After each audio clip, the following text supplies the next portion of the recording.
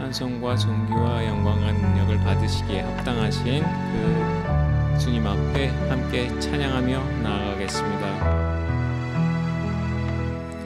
주의 나라가 임할 때 하나님 임재하실 때 예배가 회복되며 기적은 일어나네.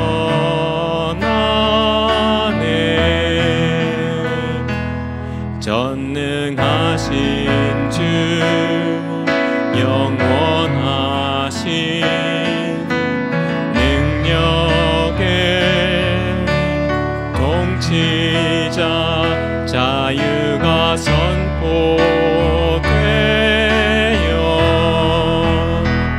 주 백성 돌아오네.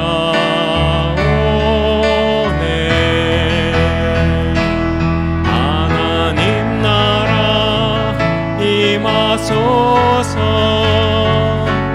영광과 존귀 능력과 위엄 놀라운 사랑의 기적의 하나님 지금 이곳에 오소서. 주의 나라가 임할 때 주의 나라가 임할 때 하나님 임재하실 때 예배가 회복되며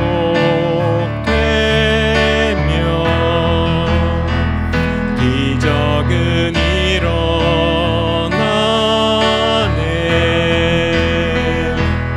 전능하신 주 영원하신 능력의 통치자 자유가 선포되어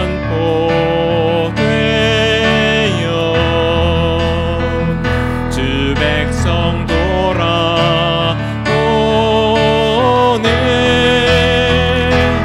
하나님 나라 임하소서.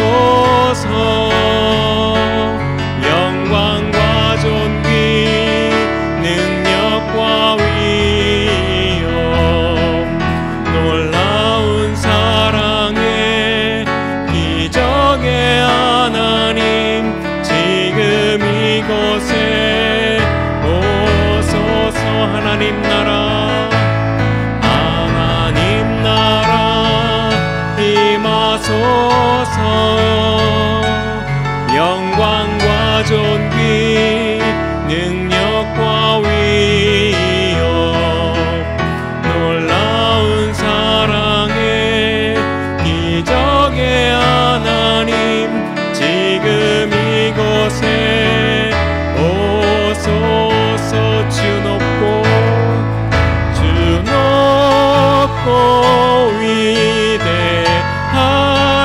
위대하심을 크게 외쳐 선포하네. 만왕의 왕 주 하나님 지금 오소서. 주 높고 위대하심을 크게 외쳐 선포하네. 만왕의 왕 주 하나님 지금 오소서. 하나님 나라 임하소서. 영광과 존귀 능력과 위엄 놀라운 사랑의 기적의 하나님 지금 이곳에 오소서.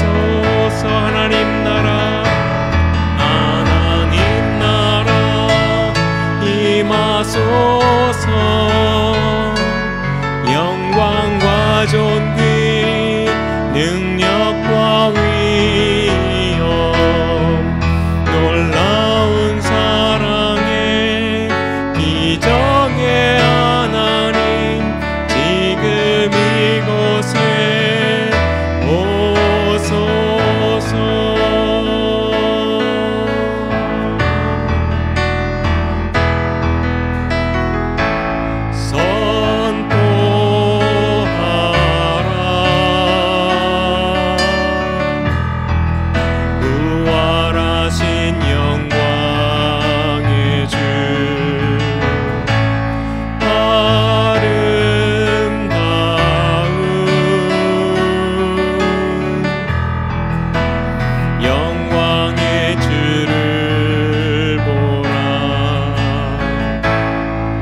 보좌에 앉으신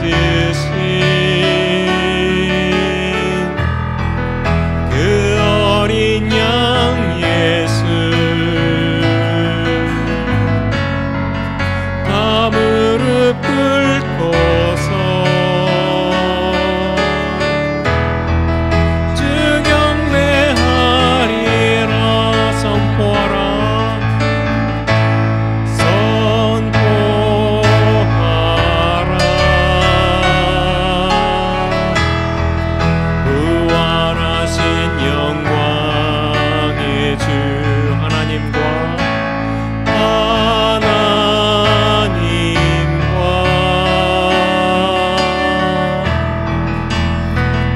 화목하게 하신 주 찬송과 존귀와 영광과 능력을 영원 영원토록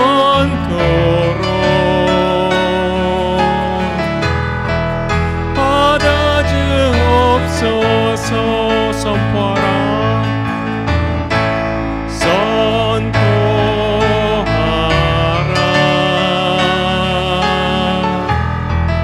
부활하신 영광의 주 하나님과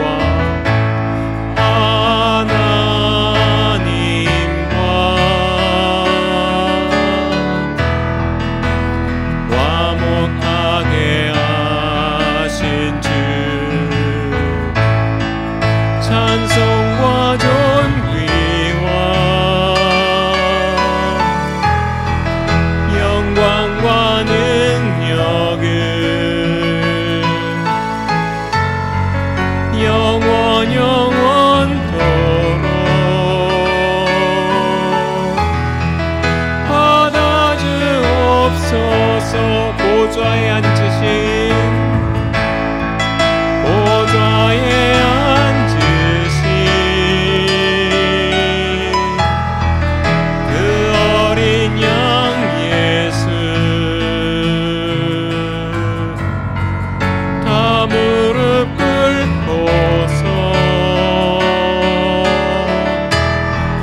주 경배하리라. 찬송과 존귀와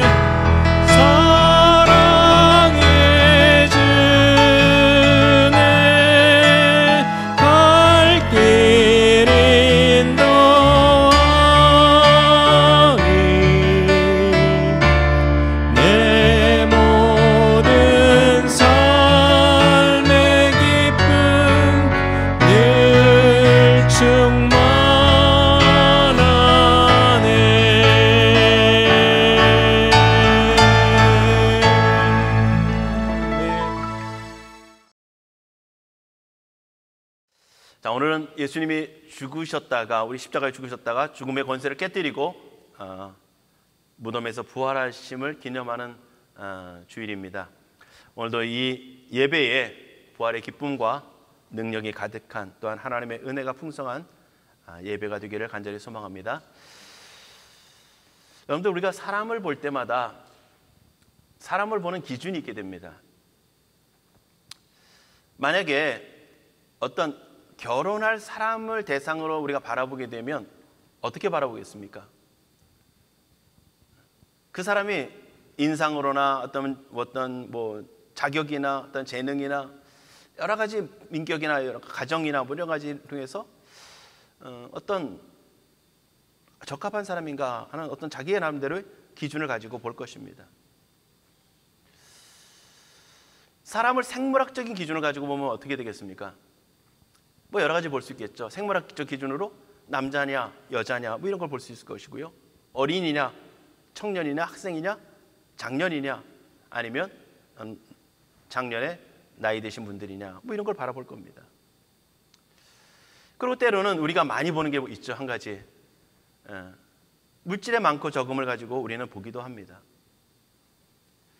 우리가 어떤 사람을 일반적으로 볼 때와 어떤 특별한 대상을 두고 볼 때 우리는 나름대로의 기준을 가지고 바라봅니다. 우리가 친하게 지낼 만한 사람이라면 우리는 뭘 보겠습니까? 물론 그게 어떤 환경적인 것도 보겠지만 그 사람이 인격적으로 나와 가까이 해도 괜찮을 만한 사람인가 이런 걸 볼 것입니다. 우리가 살아가는 이 미국 땅에 수많은 다양한 민족들이 살아갑니다. 그러면서 우리는 어떤 모습을 많이 봅니까? 많은 것, 우리의 삶의 기준도 보지만 그 사람이 어떤 인종이냐라고 하는 것도 우리는 많이 보게 됩니다. 흑인이냐, 백인이냐, 황인이냐, 유럽이냐, 아니면 아시아냐, 이 남미나 북미냐라고 하는 것. 그것을 보면서 우리 나름대로의 기준을 가지고 사람을 판단하고 대할 때가 참 많습니다. 자, 그러면 오늘 성경은 오늘 우리를 어떻게 바라볼까요? 하나님의 말씀, 성경에서 바라보는 우리는 어떤 기준을 가지고 어떤 모습을 가지고 우리를 바라보겠습니까? 다양한 모습으로 얘기합니다.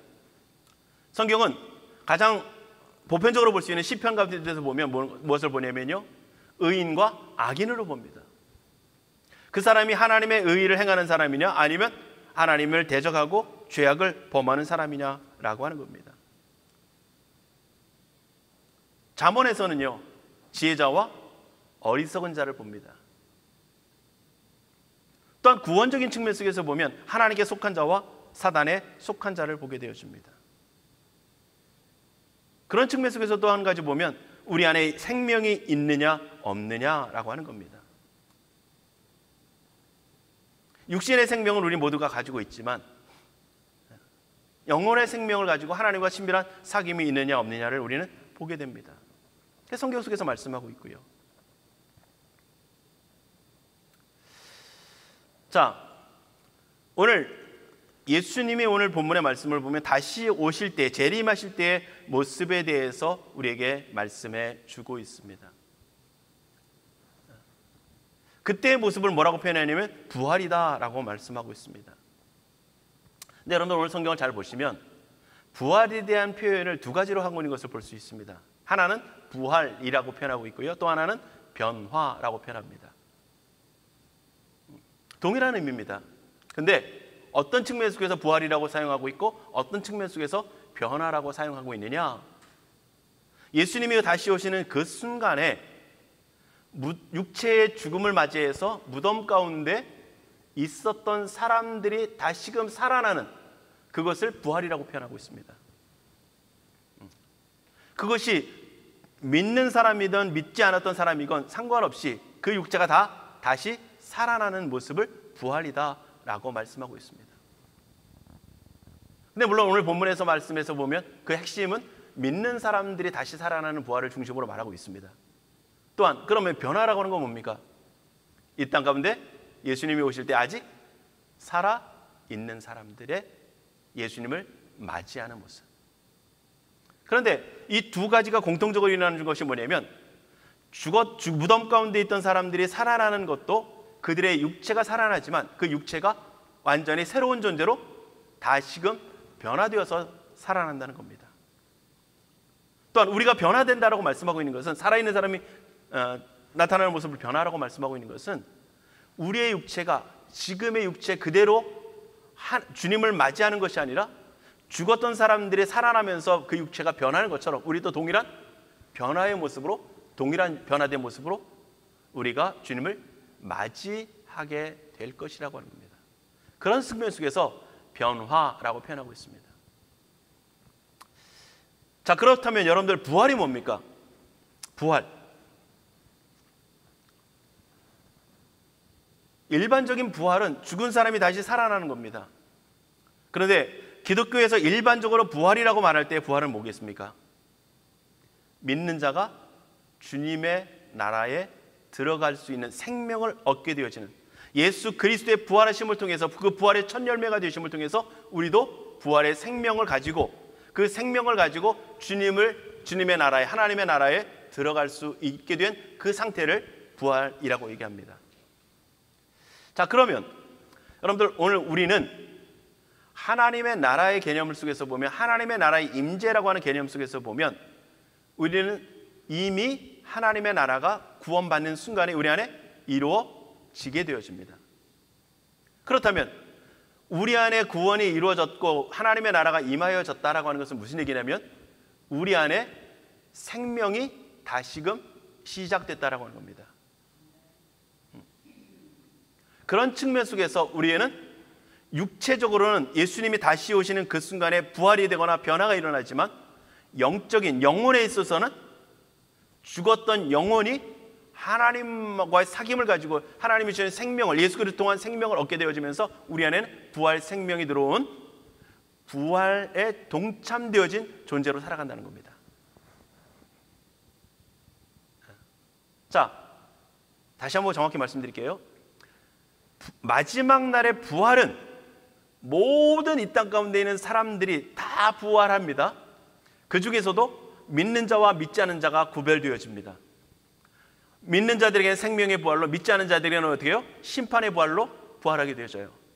그리고 살아있던 사람들은 변화되어져서 주님을 맞이하게 되고, 믿지 않은 사람들은 영원한 지옥에 떨어지게 될 것이고요.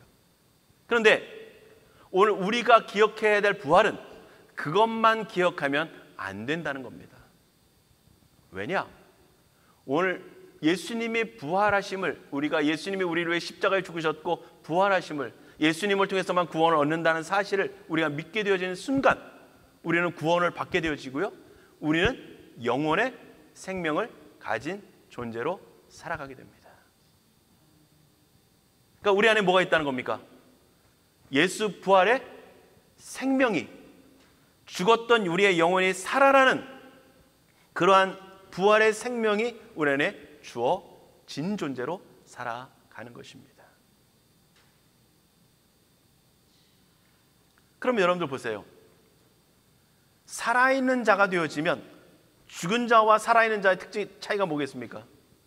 많이 여러 개 있겠죠. 그런데 죽은 자는 아무것도 할 수 없습니다. 그러나 오늘 우리는 육체뿐만 아니라 영혼의 생명을 가진 존재로서, 영혼의 생명을 가진 존재로서 그 영혼의 호흡을 하며 영혼의 사귐을 가지며 우리는 살아가야 한다는 것입니다. 그러니까 우리 안에 부활의 생명을 가졌다라고 하는 것은 굉장히 중요한 의미고요, 그 부활의 생명을 가진 만큼 그에 합당하게 생명이 가진 존재답게 살아간다는 것은 우리에게 반드시 있어야 할 것입니다. 이걸 다르게 표현하면, 우리가 구원받았으니까 하나님의 말씀에 순종하는 하나님의 백성의, 하나님의 인생을 창조하신 창조의 목적대로 살아간다는 겁니다. 여러분들, 우리 안에 부활의 생명이 없으면 우리는 생명이 없는 죽은 존재이기 때문에 하나님과 사귐을 갖거나 영적인 호흡을 하면서 우리가 살아갈 수 없습니다. 그런데 이거 있잖아요. 살았으나 움직임은 적은 사람, 살았으나 게으른 사람과 부지런한 사람, 살았으나 열심을 내는 사람과 그렇지 않은 사람, 이런 차이는 얼마든지 있을 수 있습니다. 그렇다면 오늘 우리 안에 부활 생명이 있다면 우리가 해야 할 일은 뭐겠습니까? 그 부활의 생명, 그 생명을 주신 예수 그리스도의 은혜에 합한 자로서 생명을 가진 자답게 하나님 앞에 온전히 살아가는 것입니다. 그 중에 하나가 예배입니다. 그 중에 하나가 우리가 하나님과 날마다 사귐을 가지며 하나님을 사랑하며 하나님과 교제하며 살아가는 겁니다. 그 중에 하나가 날마다 경건의 삶을 통해서 말씀을 읽고 묵상하고 기도하고 나름 하나님의 말씀에 순종하는 삶의 모습들을 통해서 살아가는 삶의 모습입니다. 그러니까 여러분들 우리 안에 부활의 생명이 있으면 뭐로 나타나야 됩니까? 그런 호흡으로 우리의 삶의 모습들로 반드시 나타나야 할 것입니다. 그런데 그렇게 움직이게 하는 것이 우리 안에 있는 생명이고요. 또 하나는 예수 그리스도께서 십자가에 죽으셨다라고 하는 우리를 위해 희생하시고 죽으셨던 그 의미를 아는 깨달음입니다. 그 예수 그리스도의 십자가의 죽으심의 의미를 아는 순간 어떻게 됩니까? 우리의 마음이 움직이게 되어졌고요. 우리의 마음의 움직임을 통해서 하나님 앞에 충성된 자로 살아가게 되는 것입니다. 그런데 여러분들 보세요. 그 십자가의 사랑을 가장 많이 깨우칠 때가 언제입니까? 물론 일상에서도 많이 우리는 깨우칠 수 있어요. 그런데 일상의 많은 삶 속에서도 물론 깨울 수 있지만 하나님의 그 은혜를, 예수 그리스도 그 십자가의 그 속의 은혜를, 우리 예수님의 십자가의 은혜를 더 많이 깨달을 수 있는 자리가 어디입니까? 예배의 자리인 거예요. 그리고 하나님의 말씀 앞에 내 마음을 비추고 그 말씀을 묵상하며 말씀이 주신 은혜를 공급받을 때인 겁니다. 그리고 언제예요? 기도할 때인 거예요. 그러니까 기도하는 자가, 말씀을 듣는 자가, 말씀을 보는 자가, 말씀에 순종하는 자가, 그리고 예배하는 자가 뭐 할 수 있습니까? 예수 그리스도의 은혜를, 하나님의 은혜를 깨달으면서 부활 생명을 가진 존재로서 살아갈 수 있는 은혜를 공급받게 되는 거예요. 그러니까 그렇게 살아가려고 한다면, 하나님의 말씀대로 하나님의 백성답게 부활 생명 가진 자답게 살아가려고 한다면 우리는 예배 가운데 하나님의 은혜가 주어져야 되고요.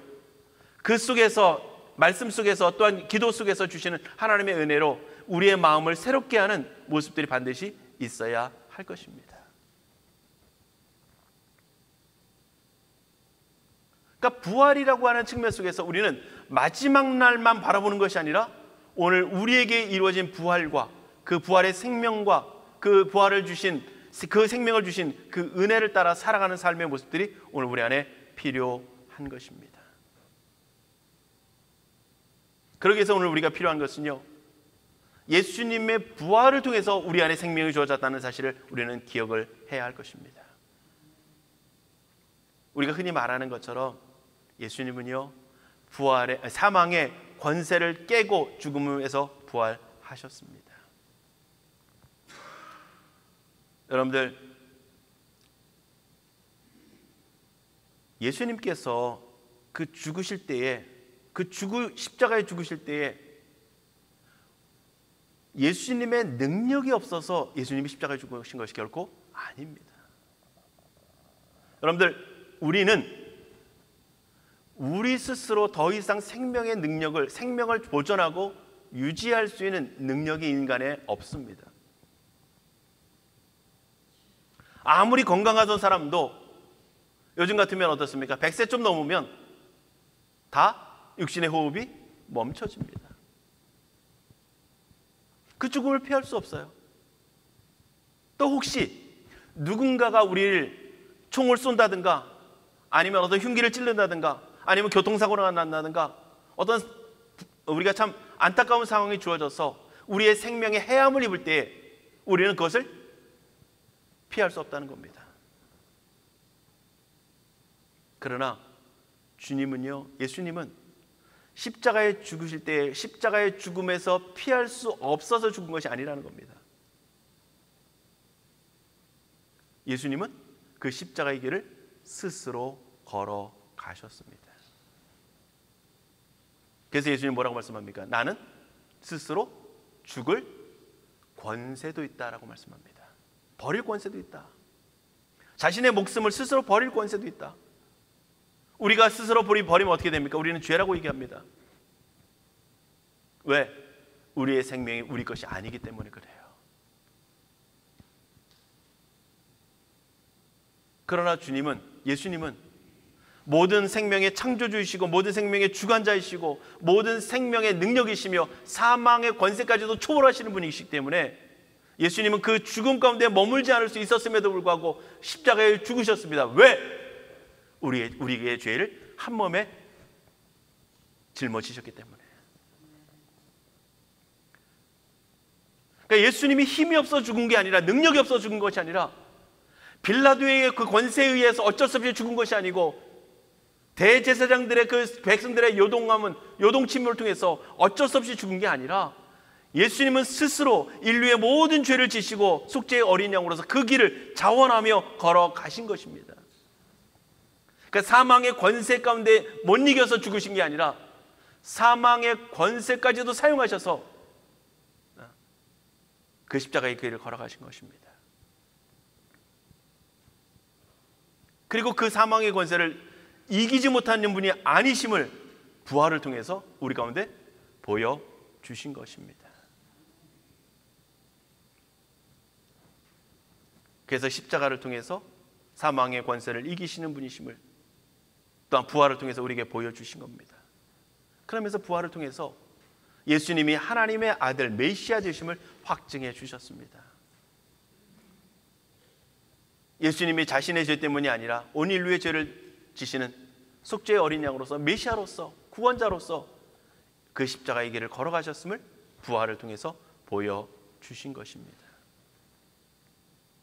자, 그렇다면 오늘 우리가 좀 생각해 보기를 원하는 것은요, 그 예수님의 부활과 우리 안에 있는 상관관계입니다. 상호관계예요.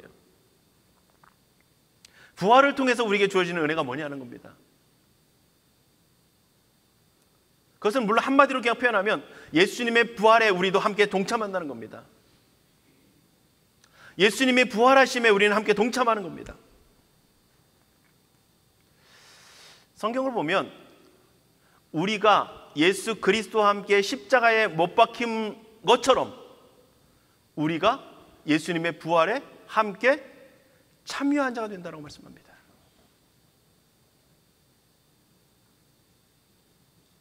여러분들, 우리 안에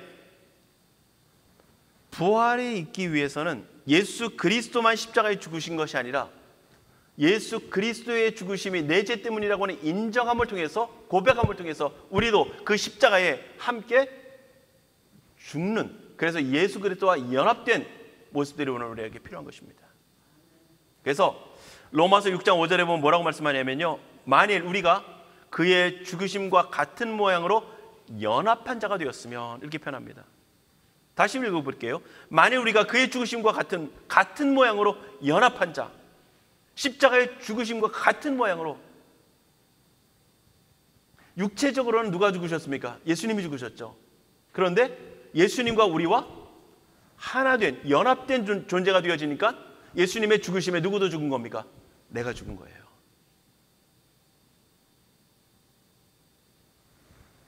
그러니까 그 다음에 뭐라고 표현하냐면, 또한 그의 부활과 같은 모양으로 연합한 자도 되리라, 이렇게 말씀합니다.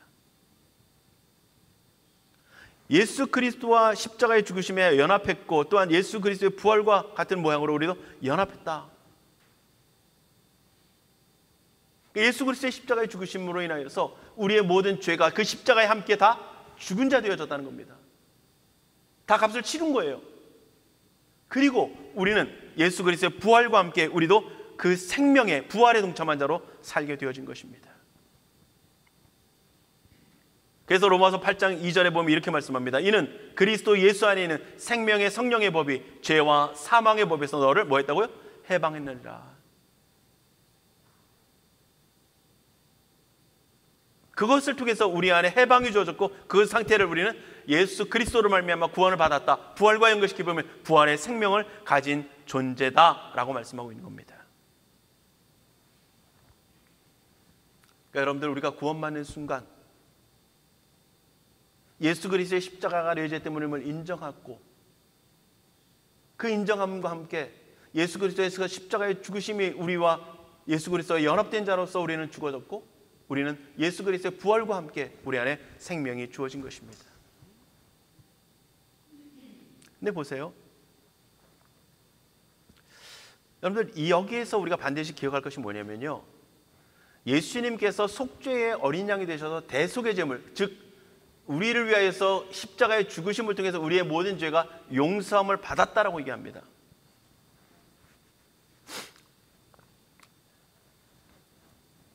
자, 여러분들 이 용서라고 하는 것을 생각할 때 우리가 반드시 기억할 것은요. 용서라고 하는 것은 용서를 받기 위한 전제 조건이 뭐입니까? 앞에 잘못이라고 하는 죄라고 하는 전제가 있어야 됩니다. 그죠? 그 전제, 용서받았다라고 하는 그 전제에서 해방되었다는 겁니다. 무슨 얘기냐면 그러면 죄가 있으면 그 죄가 용서받았다라고 하는 것이고요. 그 용서받았다라고 하는 것은 우리가 그 죄가 주는 형벌에서 벗어났다는 겁니다. 죄가 주는 형벌이 뭡니까? 죽음이죠. 하나님께서 에덴 동산에서 아담과 하와에게 말씀하십니다. 정확하게 아담에게 말씀하셨죠. 네가 이걸 먹는 날에는 정녕 죽을 것이다. 죽음입니다. 자, 그렇다면 우리가 죄인 된 모습 속에서 용서함을 받았다라고 하는 것은 그 죄가 다 이미 다 사라졌다는 겁니다. 그렇다면 여러분들 용서받았다라고 하는 것은 죄가 없어졌다라고 하는 것은 우리가 뭘 생각해야 되냐면 죄만 없어진 것이 아니라 우리가 받게 되어지는 죄의 형벌에서도 벗어나야 합니다. 즉 사망이라고 하는 형벌이 우리 안에 주어졌는데 그 사망이라는 형벌이 어떻게 해요? 사라져야 되죠. 그 사망이라고 하는 형벌이 사라지고 어디의 자리로? 본래 있어야 될 자리로 옮겨지는 게 용서라고 하는 겁니다. 자, 정리를 해볼게요. 예수 그리스도께서 십자가의 죽으심을 통해서 우리의 모든 죄를 십자가에 지고 죽으셨어요. 죄값을 다 치르신 거죠. 그러면 죄값을 치른 것으로 끝나버리면 어떻게 됩니까? 죽었잖아요. 그죠? 그런데 용서라고 하는 것은 그 죄의 대가, 죄의 형벌에서 벗어나 그 죄의 자리에서 벗어나 죄가 주는 형벌의 자리에서 벗어나 뭐에 대한 자리요? 원래의 자리로 돌이킨다는 겁니다. 그게 용서예요.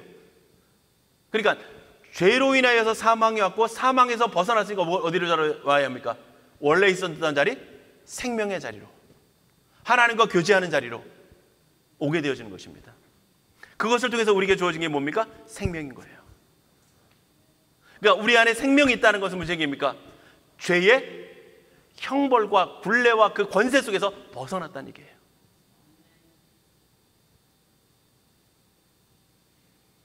그러면 여러분들이 그런 질문을 할 수 있겠죠. 그러면 육체의 죽음이 없어야 되지 않겠습니까?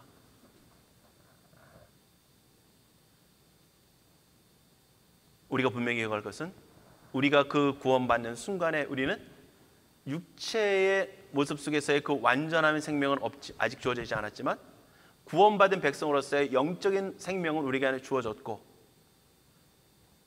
우리의 모든 죄의 대가는 십자가에서 예수님이 치르셨지만 우리는 그 육체의 그 진노 아래서 우리 안에 거함이 있지만 그 진노의 영향을 받고 법적 혜택을 받는 것이 아니라 하나님의 은혜 안에 거함에 살게 되어지고요. 그리고 육체는 비록 죽게 되지만 영원한 주님의 나라가 이루어지는 그 재림의 때에 우리는 속죄받은 영혼의 생명이 있는 존재라는 사실이 그때 완전하게 드러나게 되는 것입니다. 그러니까 이 땅을 살아가면서는 육신의 고통도 있고 죄의 형벌에서 벗어난 것서 생명이 있는 것 같은 존재로서 다른 사람들과 특별할 것이 없어 보일 수 있습니다. 그러나 우리 안에 뭐가 있습니까? 영혼의 부활의 생명이 있다는 거예요. 겉으로는 드러나 보이지 않을 겁니다. 왜? 그건 보이지 않는 거니까.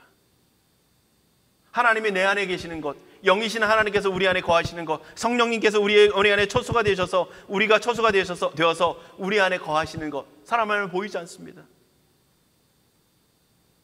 우리가 예배하는 이 육체 가운데 예배하는 예배의 형태는 보여질지 모르지만 그 우리 안에 임재하시는 하나님의 그 영광과 그 은혜와 존재는 보이지 않을 것입니다.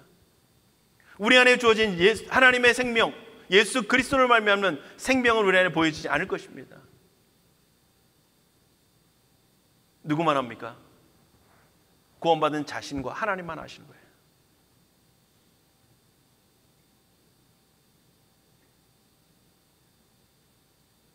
그러니까 우리는 그 생명을 가진 자로 우리는 살아가게 되어집니다. 그러니까 예수님께서 부활하셔서 그 부활하신 것에서 예수님이 사망 가운데는 죄인이 아닌 용서가 온전히 이루어졌음을 부활을 통해서 부활의 첫 열매가 되어서 보여주신 겁니다. 그러니까 예수님께서 누구의 죄를 위해서 죽으셨습니까? 우리 죄를 위해서, 그렇죠?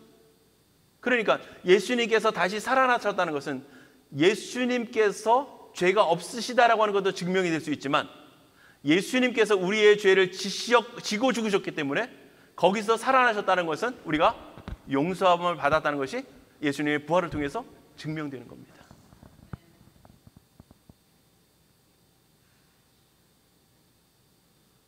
이게 믿어지면 우리 안에 생명이 있음이 우리 안에 고백될 수 있는 겁니다.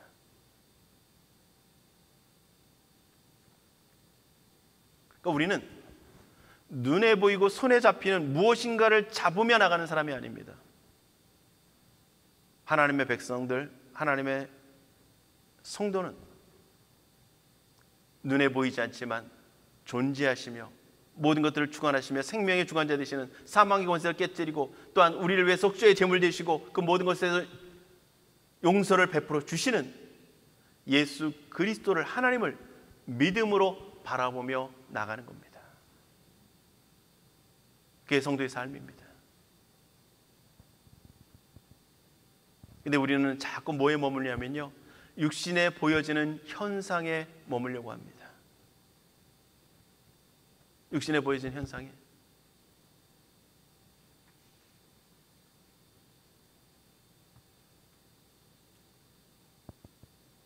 여러분들, 사람이 죽으면 육신의 호흡은 멈출 겁니다. 그러나 그 영혼은 존재합니다. 영혼은 존재해요.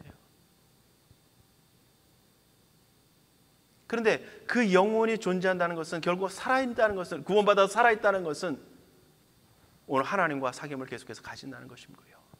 하나님의 그 생명의 손 안에 붙들림 바 되어졌다는 겁니다.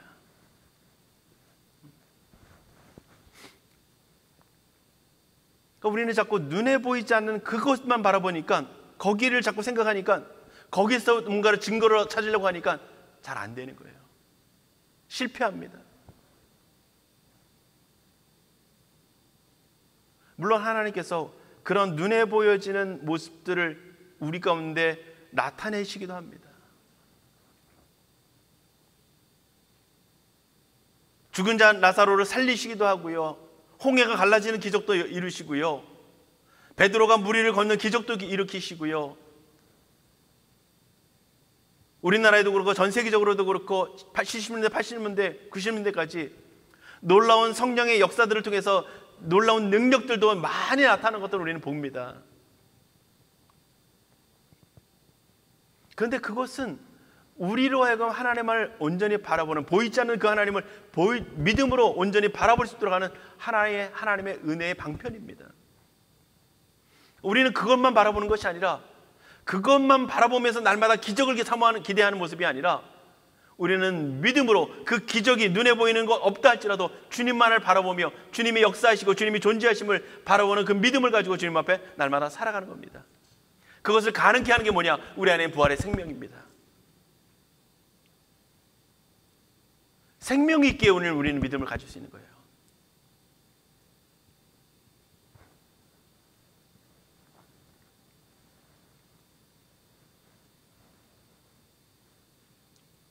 그러면서 그렇다면 오늘 말씀의 결론으로 우리가 어떻게 살아갈 것이냐?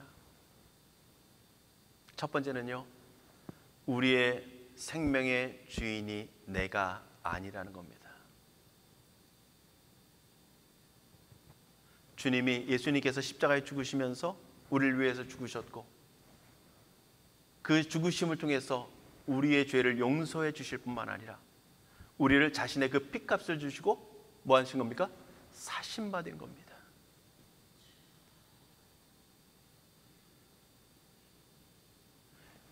육체의 모든 또한 영혼의 생명은 우리에게 있지만 그 모든 소유는 누구에게 있습니까? 하나님에게 있는 겁니다. 제가 참 많이, 저도 그랬고 제 주변에서도 많이 듣는 얘기가 뭐냐면, 사명을 가진 사람 목숨을 바쳐서 하나님 앞에 충성한다. 그 얘기는 무슨 얘기입니까? 맞는 것 같지만 잘못 틀린 거예요. 내 목숨입니까? 하나님 겁니까? 누구 거예요? 내 거라면 내 걸 드리는 거지만, 그죠? 하나님 건데 하나님 왜 드리는 거예요? 하나님 걸 하나님 거로 사용하는 거예요. 그냥 우리의 목숨이 하나님 것임을 인정하며 살아가는 게 바로 우리 안에 생명이 있는 믿음으로 살아가는 삶인 것입니다. 내가 지금 예수 그리스도로 말미암아 생명을 얻고 지금 살아가는 모든 생명도 예수 그리스도로 말미암아 하나님의 은혜로 주어지는 그 은혜를 따라 살아가고 있다는 거예요.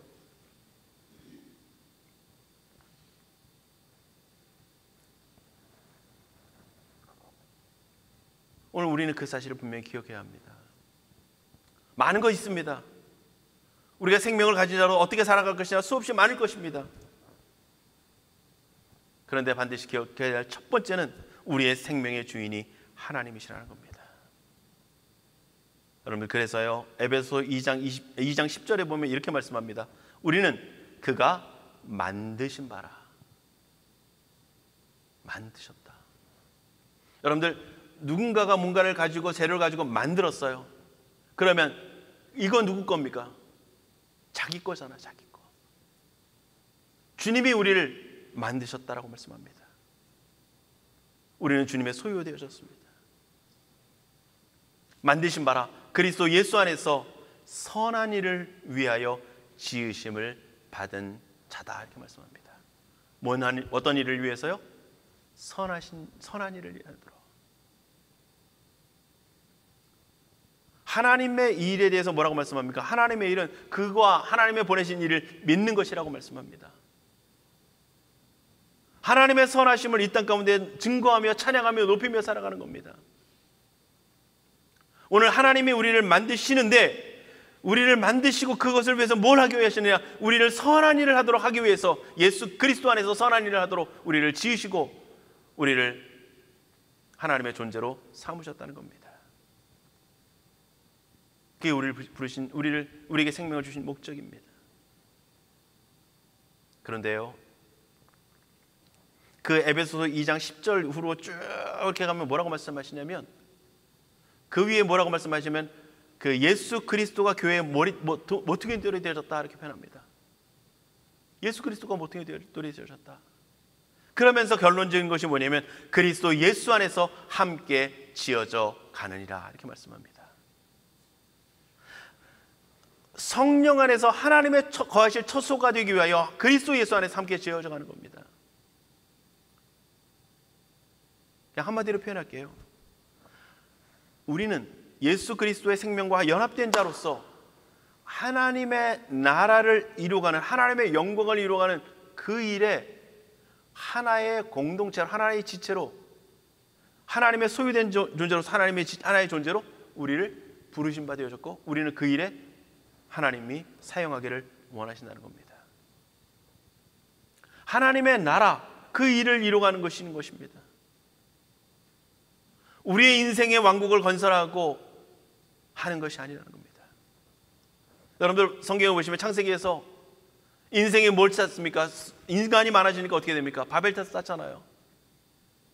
하나님의 영광을 위한 하나님의 나라를, 하나님의 거실 처소로서의 하나님의 나라를 쌓는 게 아니라 인간의 이름을 세우고 인간의 그 피난처로 삼을 수 있는 요소를 삼는 것이 만드는 것이 바로 바벨탑입니다.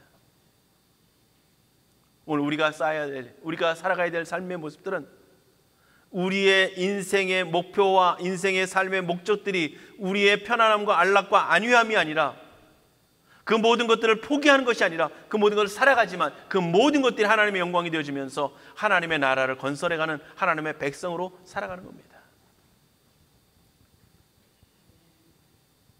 이걸 그냥 다른 표현으로 하면 하나님의 말씀의 날마다 우리를 일치시켜가는 거예요.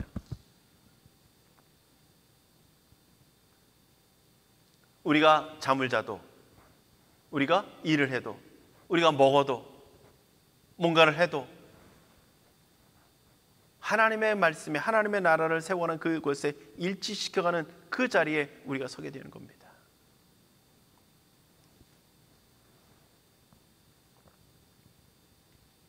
그래서 그것을 위해서 우리는 날마다 하나님의 온전하심을 닮아가고 그리스도의 성품을 닮아가고 그리스도를 아는 지식으로 우리 안에 채워서 지식을 풍성하는 것이 아니라 그 지식으로 우리의 삶의 발걸음을 한 걸음 한 걸음 나아가는 겁니다.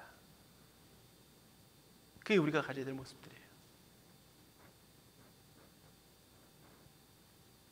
자, 예수 그리스도의 죽으심과 함께 우리는 죄의 용서함을 받았고, 용서함을 받으면서 우리는 생명을 얻었음을 부활을 통해서 우리 안에 주어졌고요.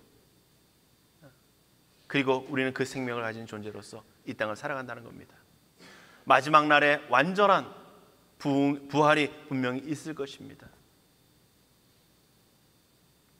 그런데 제가 오늘 부활이라고 하는 것보다 변화라고 말을 쓴 것은 주님이 우리의 생전에 좀 오셨으면 하는 기대입니다. 중요한 것은 오늘 우리는 그 마지막 날의 부활을 우리는 분명히 기대합니다. 그러나 성도는 부활의 마지막 날, 재림의 날만 기대하는 성도가 아니라 오늘 우리 안에 주신 그 부활의 생명을 가지고 하나님을 기쁘시게 하는 삶의 자리로 나아가는 것입니다.